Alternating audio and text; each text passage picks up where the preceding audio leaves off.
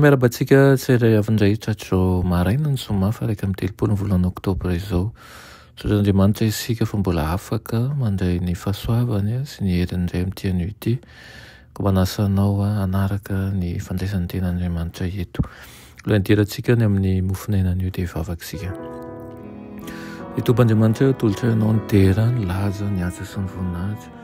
Sotranao izay fa mbola tombontsoa lehibe indray ianao nanay miaraka aminao anio. Ataka aminao izareo no mba mokianao zavatra amin'ny fiainanay, ary aoka ilay hevitra izay mampisaraka anay aminao ny hofoananao. Anaran'i Jesosy, amen. Lohateny mofonainantsika androany dia manao hoe mahasalama amin'ity an'Andriamanitra. Raha amin'ny Korintiana voalohany toko 4:20 manao hoe fa olom-boa vidy ianareo ka dia mankalazana Andriamanitra amin'ny tenanareo. Amen. An'Andriamanitra ny tenantsika. Nalony sara ny fanavotana ny vatantsika sy ny fanahintsika, miay sy mampietsika ny tenan'olombelona ny mpahary. Raha tsy noho ny fikarakarana tsankiato dia tsy tempo ny fo ary tsy hanao ny asany ihany koa ny atidoha. Ny atidoha no taova hitoeran'ny saina sy mifehy ny vatana manontolo. Mba ho salama tsara ny taova hafa rehetra dia tsy maintsy salama tsara ihany koa ny atidoha, ary mba hahasalama tsara ny atidoha dia tsy maintsy madio ihany koa ny rà.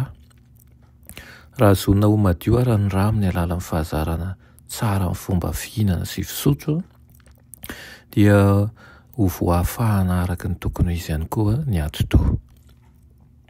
Ny tsy fahampian'ny firindrana eo amin'ny taovan'ny tenan'olombelona no mitondra aretina. Ny fisainana dia afaka mitarika fahasimbana ho an'ny taova hafa eo amin'ny vatana. Tokony hiasa ampirindrara ny lafiny rehetra amin'ny firafitry ny vatana. Ireo faritra samihafa amin'ny vatana, indrindra ireo lavitry ny fo, dia tokony ahazo rà mikorena tsara ihany koa. Andriamanitra no ilay mpikarakara lehibe ny tenan'ny olombelona.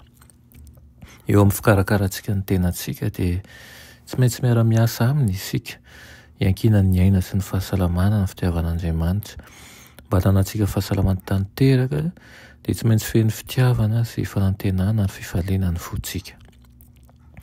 Ireo manoka tena manao asa misionera amin'ny alalan'ny fitsaboana, ary miasa tsy ankiato na misy aza ny loza, ny fahasairanana, ny fiaretan-toro, ny harerana sy ny fangirifirina, dia ina ho tafalatsaka ao amin'ny fanadinoana, fa ilain'izy ireo ny miambina ampahatokiana ny herin'ny tena manokana ara-tsaina sy ara-batana.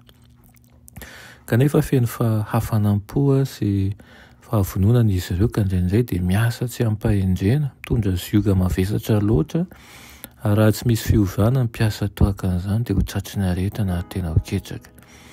Ny fiantsonantsika dia ambony lavitra noho ny fitiavana tombontsoa mahazatra izay atosiky ny fitiavan'ny tena, tahaka ny haavon'ny lanitra amin'ny tany. Kanefa izany dia tsy tokony hitarika ny mpanompon'Andriamanitra hitondra ny enta mavesatra rehetra azo ny entana, ka tsy hitsahatra mihitsy.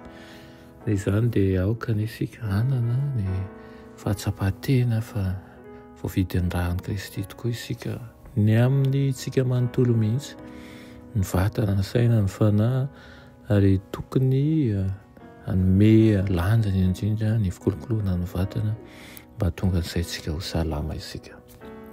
Vavaka isika, sotranao zaray hoany amin'izany toromarika avy aminao izany. Mangataka aminao indrindra izahay mba ho tao mifanahy masina hatrany, ka tonga anay hitondra ny mombanay rehetra eo aminao, tsy hanao ambanin-javatra amin'ny fahasalaman'ny vatana, satria izany no hitarika any amin'ny fahasalaman'ny saina ihany koa.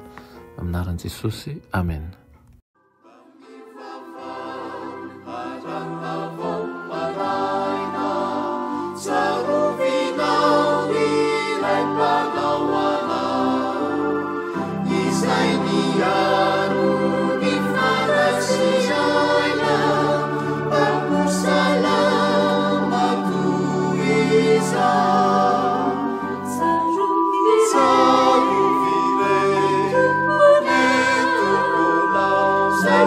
Yeah.